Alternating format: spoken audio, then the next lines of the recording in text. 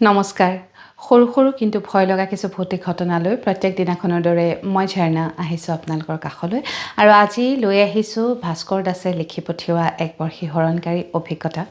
এই অভিজ্ঞতা আপোনালোকৰ আগত বিৱৰি কোৱাৰ আগতে অনুৰোধ কৰিছোঁ, যদিহে আপুনি মোৰ ইউটিউব চেনেলটো এতিয়াও ছাবস্ক্ৰাইব কৰা নাই, যদি বেয়া নাপায় ছাবস্ক্ৰাইব কৰি থ'ব, ইনষ্টাগ্ৰামত থকা একাউণ্টটো ফ'ল' কৰিবলৈ নাপাহৰিব আৰু ফেচবুকৰ পেজখনো যদি এতিয়ালৈকে ফ'ল' কৰা নাই তাকো কৰি থ'ব, যাতে মোৰ ভিডিঅ'বোৰ অহাৰ লগে লগে আপোনালোকে এটা ন'টিফিকেশ্যন পায়। এতিয়া আগবাঢ়ো ভাস্কৰৰ অভিজ্ঞতাৰ ফালে। ভাস্কৰৰ বন্ধু অপূৰ্বৰ বিয়া, গতিকে ভাস্কৰৰ গাত তৰণি নাই। অপূৰ্বৰ লগত মিলি তেওঁ বিয়াৰ কাৰণে মানুহক নিমন্ত্ৰণ দি ফুৰিছে। এদিনাখন অপূৰ্বই ৰাতিপুৱাই ভাস্কৰক ক'লে, আজি নলবাৰী চহৰলৈ যাব লাগিব, তাত কেইঘৰমান মানুহ আছে, তেওঁলোকক মাতি আহিব লাগিব। ভাস্কৰ আৰু অপূৰ্বৰ ঘৰ নলবাৰী টাউনৰ একেবাৰে ওচৰত, গতিকে দুয়োজনে দিনৰ কেইটামান কাম থকাৰ কাৰণে কাম বনখিনি শেষ কৰি পিছবেলা প্ৰায় 4মান বজাত ভাস্কৰৰ বাইকতে বিয়া মাতিবলৈ বুলি ওলাই গ'ল। বিয়া মাতি চাহ জলপান খাই খাই উভতি আহে মানে তেওঁলোকৰ বহু নিশাই হ'ল। নিশা প্ৰায় 9মান বাজিছে আৰু তেতিয়াও এঘৰ মানুহক মাতিবলৈ বাকী। মানুহ ঘৰলৈ যাবৰ কাৰণে নলবাৰীত এটা মথাউৰিৰ কাষে কাষে যাব লাগে। মথাউৰিৰ ওপৰেদি এটা পকী ৰাস্তা, অলপ দূৰ গৈ এখন গাঁও পায়, সেইখন গাঁৱতে অপূৰ্বৰ যিঘৰ মানুহক মাতিবলগীয়া আছিলে তেওঁলোকৰ ঘৰ। গতিকে দুয়োজনে নিশা 9মান বজাত সেই মথাউৰিৰ ওপৰেদি যাত্ৰা আৰম্ভ কৰিছে। ঠাইটুকুৰ বিৰাট বেছি জয়াল, এফালে মথাউৰিটোৰ এটোপাৰে মানে পথাৰ আছে আৰু অলপ দূৰ গৈ এখন শ্মশান। সেই ঠাইতে গৈ থাকোঁতে অপূৰ্বই ভাস্কৰক ক'লে, অলপ দেৰি ইয়াতে ৰখা। ভাস্কৰে ক'লে, কিয়? তেতিয়া অপূৰ্বই ক'লে, মোৰ অফিচৰ পৰা নন ষ্টপ কল আহি আছে, মই হোৱাটছআপত কেইটামান ডিটেইলছ শ্বেয়াৰ কৰিব লাগে, গতিকে ৰৈ লৈ এইখিনিতে আমি অকণ জিৰায়ো লোৱা হ'ব, তই অকণ বতাহ খা, মই অলপ অফিচৰ কাম আগবঢ়াই লওঁ। সেই বুলি ক'লত ভাস্কৰে বাইকখন ৰখাই দিলে আৰু বাইকৰ পৰা নামি গ'ল। অপূৰ্ব বাইকতে বহি আছে, তেওঁ মোবাইলত কৰিবলগীয়া কামখিনি কৰি আছে।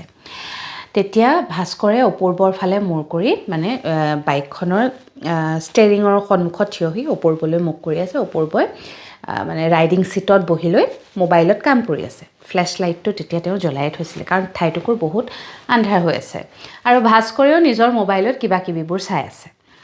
এপাকত অপূৰ্বই মূৰ তুলি ভাস্কৰলৈ চাই অবাক হৈ একেথিৰে ভাস্কৰলৈ চাই আছে। ভাস্কৰে মানে অপূৰ্বৰ চকুকেইটা দেখি ভয় খাই গৈছে। তেতিয়া সুধিলে, কি হ'ল, কিয় এনেকৈ চাইছ? তেতিয়া অপূৰ্বই মানে ইংগিতেৰে কৈছে, পিছলৈ চা, পিছলৈ চা। ভাস্কৰে প্ৰথমে ধৰিব পৰা নাই, কি হ'ল সুধি আছে। তেওঁ কৈছে, পিছলৈ চা এনেকৈ কৈছে। তেতিয়া ভাস্কৰে ঘূৰি চাইছে, একদম গাতে লাগি এজনী ছোৱালী থিয় হৈ আছে। ভাস্কৰ মানে জাপ মাৰি দিলে মানে ছোৱালীজনী দেখি।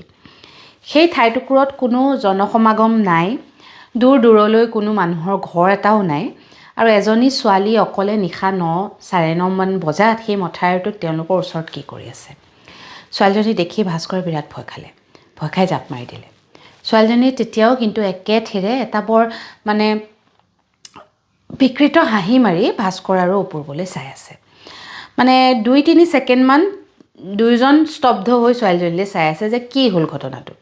ছোৱালীজনীৰ পিন্ধনত পুৰণা এযোৰ মানে ছালৱাৰ কামিজ, কিন্তু কাপোৰযোৰ চাফা, চুলিকোছা অলপ মানে লেতেৰা, মেল খাই আছে, কিন্তু যেন মানে বহুদিন আঁচোৰা নাই তেনেকুৱা, আৰু ছোৱালীজনীৰ মুখমণ্ডলখনো মানে অলপ লেতেৰা লেতেৰা।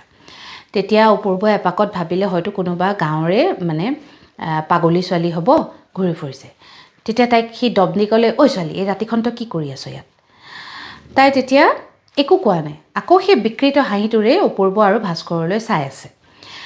এইবাৰ অপূৰ্বই মাত লগোৱাত ভাস্কৰেও অকণমান মানে সকাহ পালে আৰু তেতিয়া ক'লে, কিহে তই এই ৰাতিখন ইয়াত কি কৰি আছ, যা ইয়াৰ পৰা। সেই বুলি কোৱাৰ লগে লগে ছোৱালীজনীয়ে তাহাঁতক পাৰ হৈ মানে আগুৱাই গ'ল। আগুৱাই 4 খোজ 5 খোজমান যোৱাৰ পিছত ছোৱালীজনীয়ে উভতি চাইছে, তেতিয়াও ভাস্কৰ আৰু অপূৰ্বই তাইলৈকে চাই আছে। আৰু 5 খোজমান যোৱাৰ পিছত ছোৱালীজনীয়ে উভতি চোৱাৰ লগে লগে ছোৱালীজনী অদৃশ্য হৈ গ'ল। সেই দৃশ্য দেখাৰ পিছত ভাস্কৰ আৰু অপূৰ্বৰ মানে মাত নাইকিয়া হৈ গ'ল যে কি হ'ল তেওঁলোকৰ চকুৰ আগত, তেওঁলোকে কাক দেখিলে, কি দেখিলে আচলতে। লগালগ অপূৰ্বই কৈছে, উঠ বাইকত উঠ, আমি ইয়াৰ পৰা যাব লাগিব। সেই বুলি মানে অপূৰ্বই বাইকখন চলাব লৈছে, ভাস্কৰে পিছত উঠিছে লগালগ। উঠি বাইক ষ্টাৰ্ট দিলত হেডলাইটটো যেতিয়া জ্বলিছে তেতিয়া তাহাঁতে সন্মুখত আকৌ সেই ছোৱালীজনীকেই দেখা পাইছে। বা দুয়োজন বন্ধু মানে থৰ থৰকৈ কঁপিছে। অপূৰ্বই বাইকখন চলাই আগুৱাই যাব পৰা নাই। আৰু সেই ছোৱালীজনী এবাৰ হাতকেইখন মানে অদ্ভুত ধৰণে মেলি মুখখন মেলি এটা উৎকট চিঞৰ মাৰিছে, মানে একদম কাণ তাল মাৰি যোৱা এটা চিঞৰ। আৰু সেই চিঞৰটো মৰাৰ পিছতেই আকৌ ছোৱালীজনী ভাস্কৰ আৰু অপূৰ্বৰ চকুৰ আগতে অদৃশ্য হৈ গৈছে। এইবাৰ দুয়োজন বন্ধুৱে এক ছেকেণ্ডো তাত ৰোৱা নাই। অপূৰ্বই যিমান পাৰে সিমান স্পীডত বাইক চলাইছে আৰু চলাই চিধাই তেওঁলোক যাৰ ঘৰলৈ যাবলৈ লৈছিলে তাৰ ঘৰৰ পদূলি মুখত গৈ বাইকখন ৰখাই মানে বেলেঞ্চ কৰিব পৰা নাই দুয়োজন বন্ধু পৰি গৈছে পদূলি মুখত। শব্দ শুনি ঘৰৰ মানুহ ওলাই আহিছে, কি হ'ল বুলি দুয়োজনকে দেখিছে। অপূৰ্ব আহিব বুলি তেওঁলোকে জানে, অলৰেডি কৈ থৈছিলে যে বিয়া মাতিবলৈ তেওঁ আহিব। দুয়োজনক তেনেকুৱা অৱস্থাত দেখি মানুহঘৰে যেন কিবা এটা বুজি পালে। তাৰপিছত তাহাঁতক ভিতৰলৈ লৈ গৈ সুধিলে কি হ'ল। তেতিয়া অপূৰ্বই গোটেইখিনি কথা ক'লে। তেতিয়া মানুহঘৰৰ মুৰব্বীজনে কৈছে যে মই আচলতে তোমালোকৰ দেৰি হোৱা দেখি ক'ম বুলিয়ে ভাবিছিলোঁ যে আজি আহিব নালাগে বা নাহিলেও হ'ব বিয়া মাতিবলৈ, আমি এনেও যাম। কাৰণ ৰাতি এই মাথাউৰিটোৰ ৰাস্তাটো বিৰাটেই বেছি জয়াল হৈ যায় আৰু বহু মানুহে বহু ধৰণৰ অভিজ্ঞতা কৰে। সেই কথাষাৰ শুনাৰ পিছত ভাস্কৰ আৰু অপূৰ্বই আচলতে গম পালে তেওঁলোকে কি দেখি আহিছিলে। আৰু সেই নিশা তেওঁলোক আকৌ উভতি যোৱাৰ সাহ কৰিব নোৱাৰিলে। সেই মানুহঘৰতে তেওঁলোক থাকিলে। দুয়োজনে ঘৰলৈ ফোন কৰি কথাটো জনালে যে আজি তেওঁলোক তাতে থাকি দিব। পিছদিনাখন ৰাতিপুৱাহে তেওঁলোক আকৌ ঘৰলৈ উভতি গ'ল। এয়া আছিলে ভাস্কৰ আৰু অপূৰ্বৰ লগত ঘটা এটা জীয়া ঘটনা, যিটো আপোনালোকৰ লগত মই শ্বেয়াৰ কৰিলোঁ। শুনি কেনেকুৱা পালে? কেতিয়াবা আপোনালোকৰ লগতো এনেকুৱা হৈছে নেকি?